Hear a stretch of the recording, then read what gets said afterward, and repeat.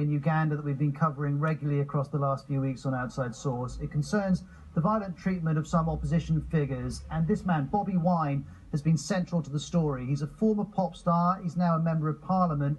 2 weeks ago, he was detained, and the next time we saw him, this was how he looked. He arrived in court on Monday on crutches. His lawyer said he'd been brutalized.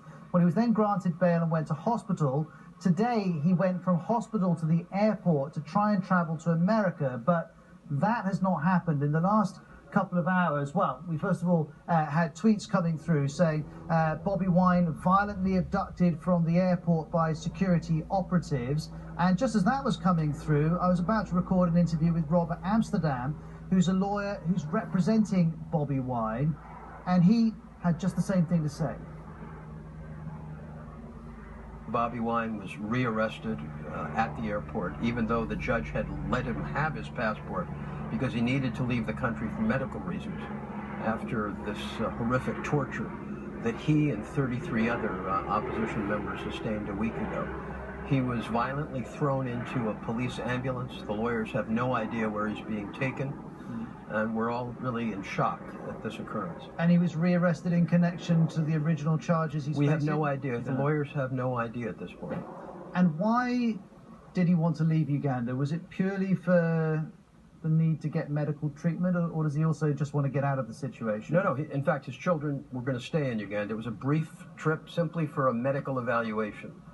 He's in tremendous pain. He sustained very serious injuries during this torture with a metal bar, other implements of torture, and he needed help. Are you able to tell us what injuries he's still dealing with? Look, there are a lot of privacy issues involved given how they engaged in this torture, but let's just say there's not a part of his body that isn't in pain, and he has very serious complications with his kidney. And you and other supporters of Bobi Wine are calling on the Commonwealth, the UN, other international bodies to get involved here. But what precisely would you like, say, the Commonwealth to do about what is an internal matter of one of its members? Well, it's very important to understand now that human rights is not an internal matter anymore. And I think that's something that we need to get straight.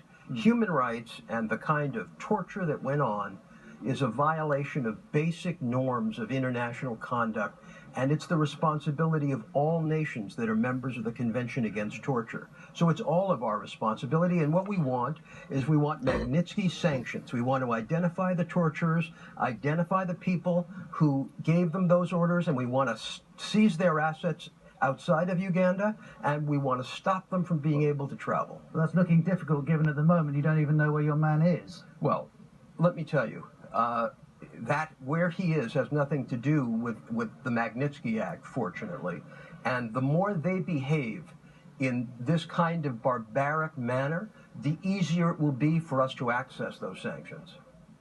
Well, Bobi Wine was originally arrested in the north of Uganda. He was campaigning with other opposition MPs, but also in the area campaigning was the President Museveni. He's been in power since 1986, one of Africa's longest-serving rulers, and he's showing no signs of wanting to go anywhere. The government claims that Bobi Wine was one of those who threw rocks at the president's car, which ended up in the rear window being smashed. Bobi Wine's now facing charges of treason. So are 32 other opposition figures, including MPs, and they too have horrific stories of mistreatment. Well, Catherine Bihanga is the BBC's correspondent in Kampala. She's been following the story all evening as it's been developing.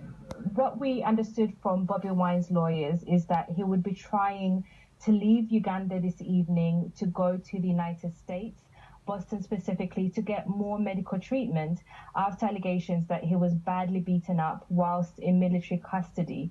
His lawyers tell us that when he was at the airport at around 9 o'clock, a group of policemen came.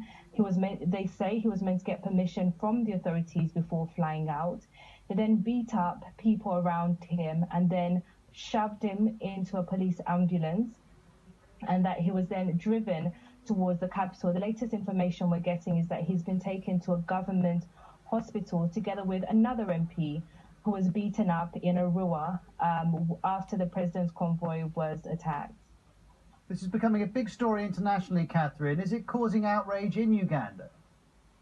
I think, first of all, what Ugandans feel is a sense of shock.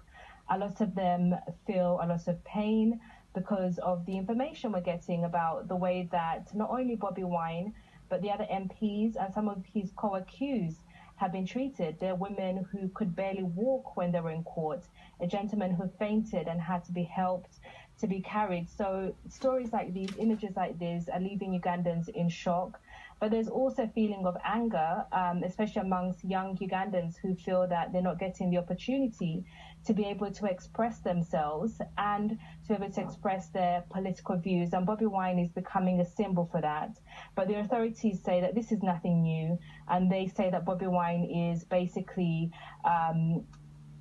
inciting violence and also intimidating voters. So they say he's